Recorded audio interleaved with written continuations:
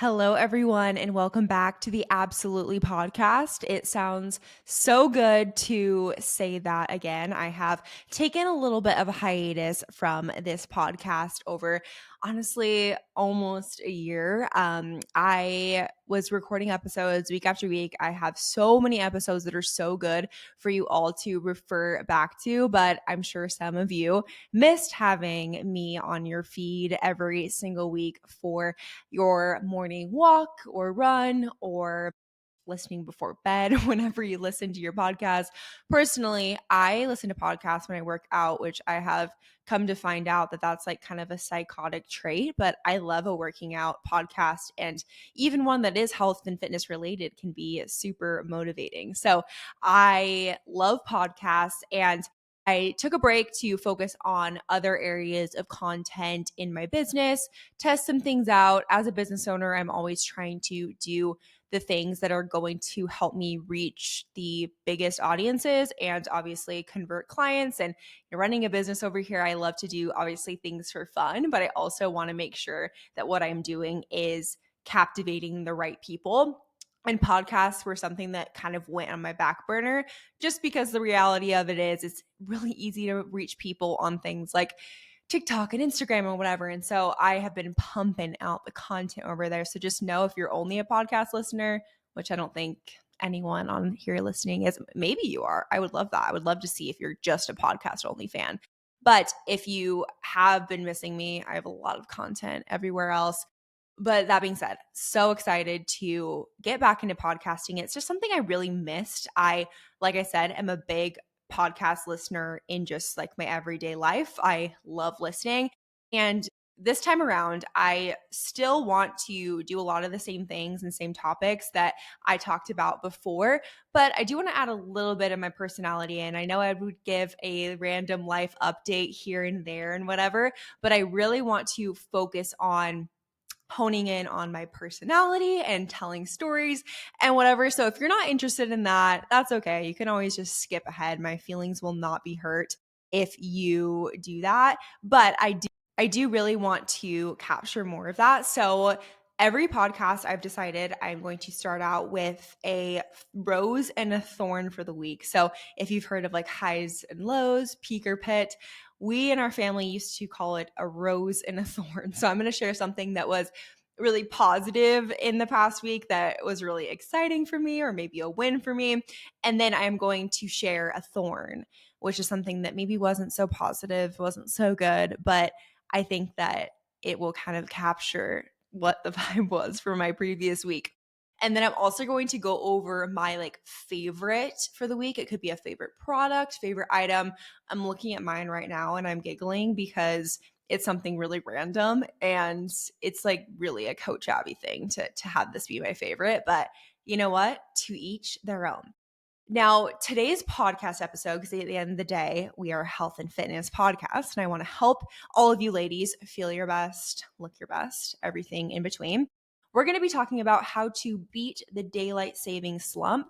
I'm sure a lot of you woke up today to get to work or to get to momming, and you were like, I feel awful. And very common to have that happen this time of the year. And I think the first day, obviously, that was yesterday, Sunday, November 2nd, is a little bit easy because it's like you're kind of not adjusted yet, whatever. But once it starts to set in that it's getting darker earlier, it's dark in the morning when I wake up, it's dark in the morning when I get home, it can be very depressing to be in. So I want to get this podcast episode out ASAP in order to mitigate and manage these symptoms because we don't want to get to a spot where we're not focusing on our health and fitness because of the lack of sunlight. I will tell you that this time of year is really hard for a lot of people on their health and fitness, and they don't know why. They can't conceptualize why they're not able to stay on track during this time of year.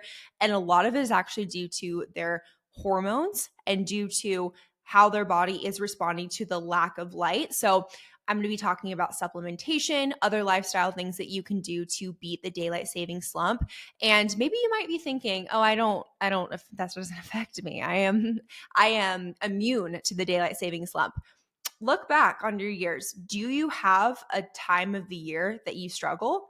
it might be this time of the year and you might need to implement this. So, short term wise, you're probably struggling with a little bit of sleep. It's even an hour, it kind of gives your body that jet lag effect, but long term, it's going to affect things most likely for most people, especially if you're not doing these things that I will talk about. I want you to have energy. I want you to be able to lose body fat. I want you to feel good. I want you to be happy this time of year and not fall victim to the slump of the daylight savings, which I think is stupid in a whole. I thought they were getting rid of that. What the heck? Arizona doesn't do daylight savings. Another reason to move here. I love it here. Okay, let's talk about the rose and the thorn for the week. So, rose, I have had this mission in my house. So I just bought a house, by the way. Life update before we get into this podcast. I just bought a house. I moved in about a month ago and I have so many projects I am doing. And I'm figuring out that I don't know anything about homeowning. I just don't know anything. And my dad gets mad when I just say I'm just a girl, but I'm just a girl. I am just a girl. And I'm just trying to figure things out. And you're not going to be perfect the first time you do anything. And so, doing all these projects, definitely some surprises in these projects. And this one was supposed to be a fun, easy project. I wanted to put wallpaper up in this little alcove that I have in my entryway because my house is very white. If you're watching this, you can tell like my office. By the way, my office isn't done. That's my next project. But everything's really white. So I wanted to add a little bit of dimension in this little like alcove thing. So I bought this like moody wallpaper. You can go on my story. It probably won't be up by the time you listen to this, but I can include a photo of it in the description or whatever. This dark, moody, beautiful wallpaper from Wayfair. Measured it, ordered it, love. And then I also got wallpaper for my powder bathroom because whenever I went to the bathroom in there, I felt like I was in a prison bathroom because it was so just bright, white, scary, and it needed help. So I decided to get this beautiful blue grass cloth wallpaper. So anyways, this turned into being quite the excursion. I thought that I would just get this wallpaper. It would be so easy to find someone to put this stuff up, whatever. So I hire a painter to paint another wall because they put this like ugly millennial gray wall in my house that I think those should be outlawed, but I needed someone to paint that. So I had a guy come over. By the way, this TaskRabbit comes. I just hired a TaskRabbit because it was literally one wall. It wasn't like big enough for like a painter to come and do the whole thing. This TaskRabbit shows up and I text my sisters. I'm like, why is the TaskRabbit like really hot? It was like really hot TaskRabbit. He was like 6'3", like tattooed, just like gorgeous. Okay, slay, TaskRabbit. But anyways, he paints, and then I asked him like, "Do you do wallpaper as well?" Because he was already there, and he said, "No, because your wall is really textured, and you don't have peel and stick wallpaper." I'm like, "Okay, great." So he goes off on his merry way. R.I.P. He didn't die, but R.I.P. TaskRabbit. They couldn't do my wallpaper as well. Gracie and my Emma, my sisters, were like, can you paint the rest of the house? Like now that I think about it, I have way more walls I need painted. But I found this other man that was a handyman basically. And he was like, yeah, I own a paint company. I can do this wallpaper. So they come over. It's like a 3-day process because they have to drywall over this texture on the wall. It was this whole thing. Like I thought the wallpaper, you could just put it up, slap it on the wall. It'd all be good. Nope. It was a whole situation. And then we get to putting the wallpaper on and he's like, oh, I thought you said this was peel and stick. So that pushed out another day because we needed things. It wasn't a big deal. Honestly, this handyman is great if you live in the Arizona Scottsdale area. I have a guy that will help you. He's amazing. But he put that up. Gorgeous. Oh my gosh, it turned out so freaking good. I am so happy about it. And it just really adds everything that I needed it to that wall. And I'm really, really excited about it. So that is up, but that was quite the excursion. And I just like was asking so many people, like, do you do wallpaper?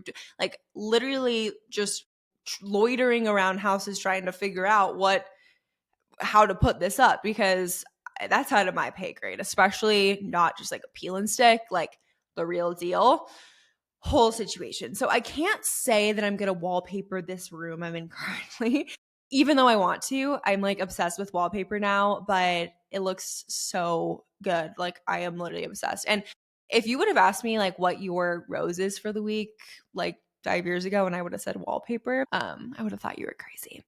My thorn for the week was blood work. So I love blood work. Blood work is really important to get done. I encourage all of my clients to get blood work at least once or twice a year to get a peek under the hood, to get that data.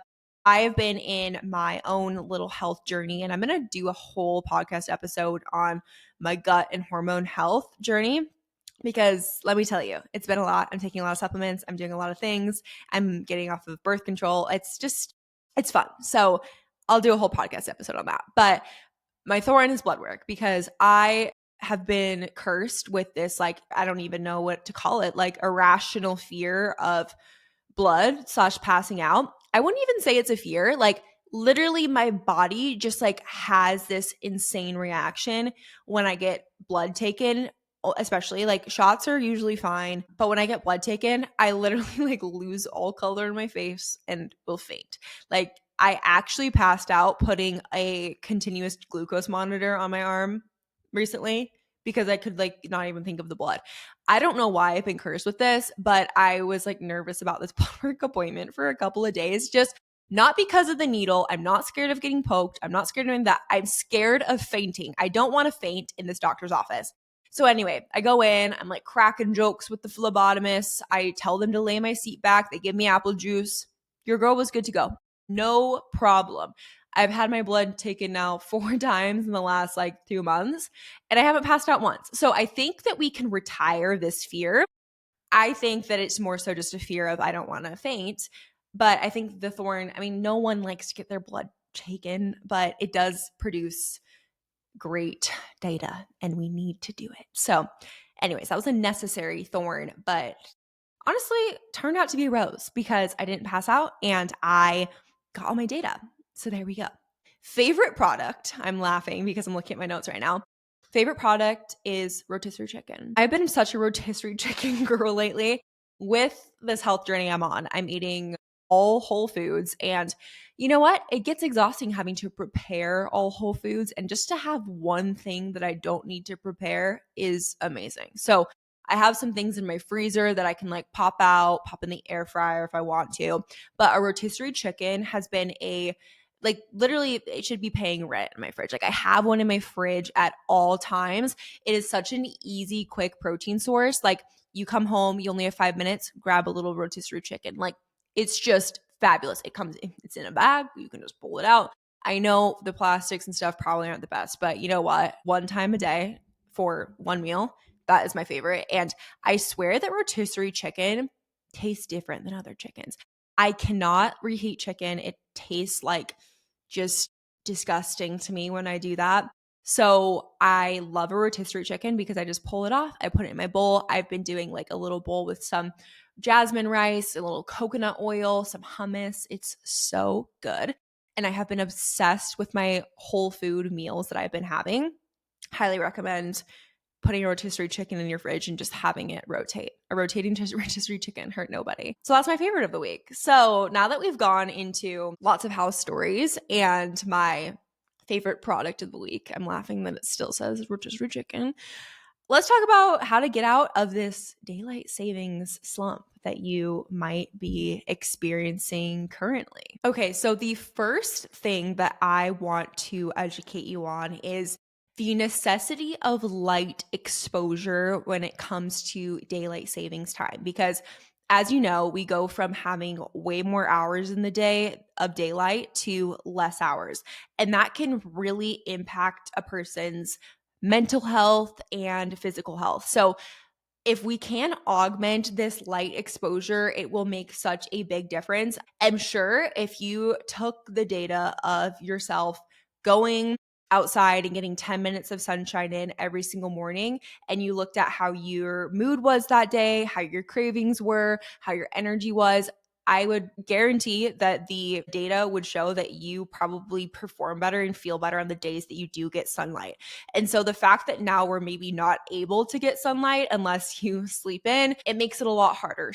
One thing I really recommend to my clients that live in regions that you don't get sunlight, or maybe you have a job that you have to get up really early for, is to get a happy light. They sell these on Amazon. They're really cheap, but it does allow you at least a little bit of that light to go into your eyes. You receive light, obviously, through your eyes.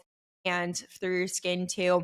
And obviously that's not going to give you like the same effects with like vitamin D and stuff, but it really does help your brain say this is daytime and this is like a very bright light. When I lived in Utah, I would use this every single morning when I got ready, and I would put that bright light on while I was like reading my Bible or doing my makeup. And that really helped me with like getting that 10 minutes of light exposure in. Of course, not as bright as the sun, but it's something that does kind of activate your brain and your body to say, this is daytime, this is daylight. If you don't do that, you'll probably experience a lot more energy slumps and crashes. And if you can get sunlight in the first few hours of the day, like that's obviously the best option. But happy light is something that really helps, and getting overall light exposure is really why people tend to feel maybe depressed or low energy, or I mean, there's a lot of different things that people can experience from having less light exposure. So I really want you to focus on that. And that's something that will really, really help you if you've never done that before. Red light therapy is also really nice too. I really like a red light. They have those like red light masks, which you can also get some good skin benefits from that too. Red light is really healing for your skin. I have one from Higher Dose, a red light mask, and I absolutely love it. My facial girl recommended a red light mask. They also have one, I'm make blanking on the name right now, but I can put it in the notes of what it is, but really great to make sure that you're getting in light. The next thing is having a set routine, especially in the first few days to up to like a week of daylight savings. Your body is going to not know what's going on with your circadian rhythm. So obviously circadian rhythm is what your body does to fall asleep. And if your circadian rhythm is off, it's going to feel really hard to fall and stay asleep and wake up in the morning as well. And so it really pays off to have a pretty rigid routine, especially like that first week of daylight savings, because you want to make sure you are regulating that in the best way possible. And that goes along with making sure you're having really great sleep hygiene. So, getting off of your phone, your computer 30 minutes to an hour before bedtime is going to really help. Wearing blue blocking glasses at night is going to signal to your brain that you're not awake. Like that is so stimulating to your brain. And I am like I don't want to say the worst because I'm getting a lot better, but it used to be the worst with like literally in my bed checking TikTok and then turning off my phone and going to sleep. Like that's tragic. We want to be off our phone. So one thing I've been doing lately is I've been plugging my phone in the bathroom. So I don't have that before bed. I'll take a long shower, I'll go into bed, I'll read a book, and then that's like 30 minutes to an hour before bed. So I really recommend that. That's going to help a lot with regulating your circadian rhythm. Also, small things like wearing an eye mask will help with that. Using some sort of white noise, keeping your room at a cooler temperature, that will really help as well. But we really want to make sure that we are regulating that circadian rhythm so that way we're not off of it for multiple days or weeks at a time. And especially with the light going down early, it can make you want to go to bed earlier, which isn't necessarily a bad thing, but it's just something to know that your body is trying to adjust and it just doesn't know what to do. Because if you think about it, like back in caveman times, we would go to bed when the sun would go down and we'd wake up when the sun came up. Like we didn't really have, I wouldn't say really, we didn't have alarm clocks. We didn't have hatch alarms. We didn't have all this stuff. Your body literally would just wake up when the sun came up.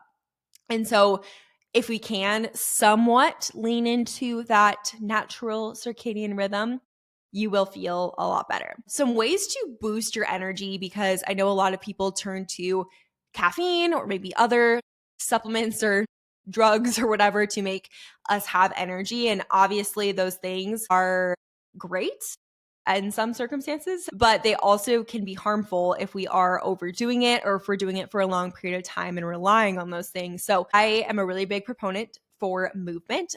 As you know, movement is really important. It is going to give you energy. So if you're someone that daylight savings hits and you're not working out, you're probably going to feel worse mentally. You're going to have less energy. You're going to feel more sluggish throughout the day.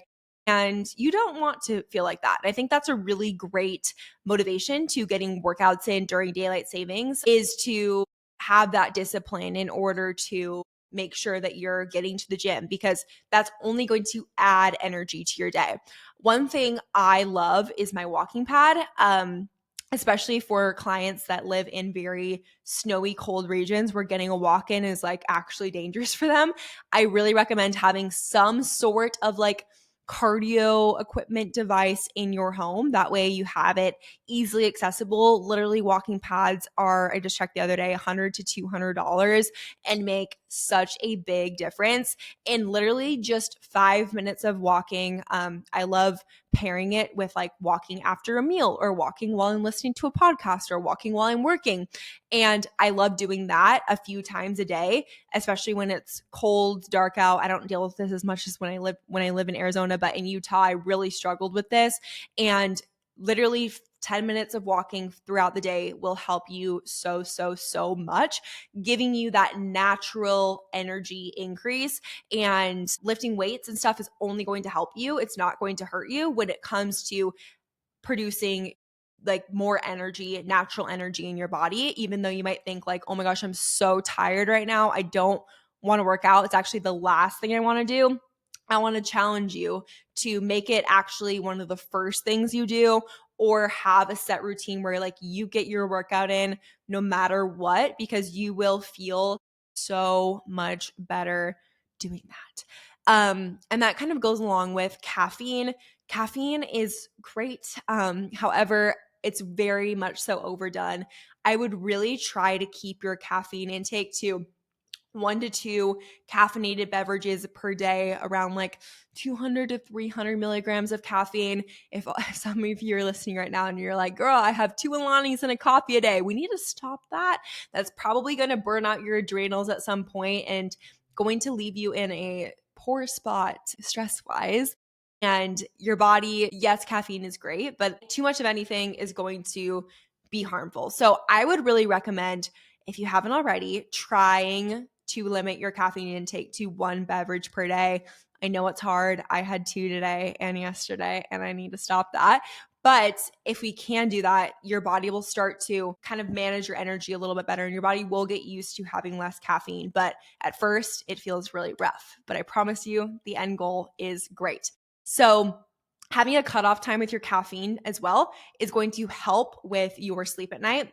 So with regulating that circadian rhythm, going back to my second point, I personally like to cut off caffeine at noon. That's like the latest I like to have it.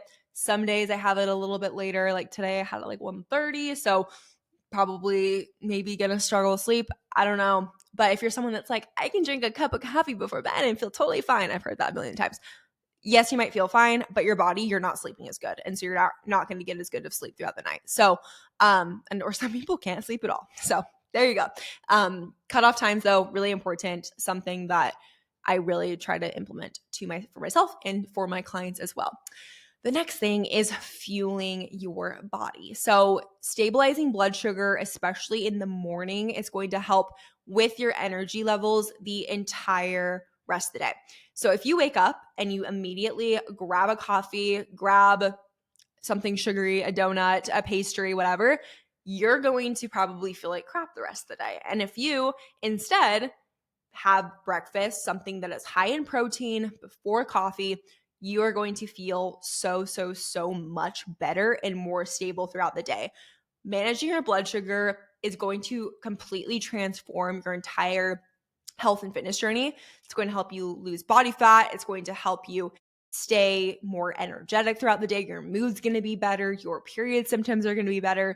So many things are going to be better by just managing your blood sugar. So managing blood sugar basics is having a protein, carb, fat, and fiber at each meal. This is going to help tremendously with making sure you are managing your blood sugar throughout the day and stabilizing it. But the morning, it's very important. If you set the tone for the day with a coffee and a sugary pastry, you're going to anticipate having very crazy hunger cravings and your body's gonna be all over the place. So if there's one thing that will help with giving you natural energy throughout the day, eating breakfast that is high protein, carb, fat, fiber, and all those things in breakfast before coffee, or at least with your coffee. I like to have breakfast with my coffee, just having a couple sips of coffee while I'm eating it, and then I enjoy my coffee after.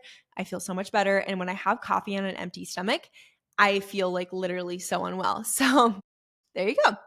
Um, and then I think there's just like an element as well of discipline. Like, it's going to be cold. It's going to suck. You're not going to want to do it. You're going to have to put your coat on over your sports bra and like feel the wet sweat. It's like, ugh, it feels awful.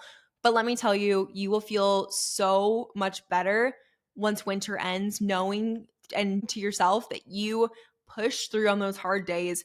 You showed up for yourself even when it was the last thing that you wanted to do. And I think that that is really the thing that kept me going for sure when I lived in a place that was really cold and dark. And at the end of the day, like having discipline during this time of year, it's going to suck at times, but I promise you, if you can nail your health and fitness routine in the hardest time of the year, it's going to be so smooth sailing for the seasons that are nice outside, and you're able to get a walk in anytime, and you're able to do all of these things.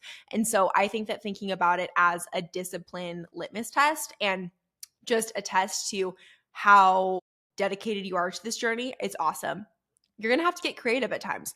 When I'm working with a client, I love to work with them through 4 seasons, because what happens is that some things during summer aren't going to work in the winter. Like, you might be able to do outdoor walks and like walks with your family outside after work in the summer. And then you get to winter and you're like, oh my gosh, what do I do?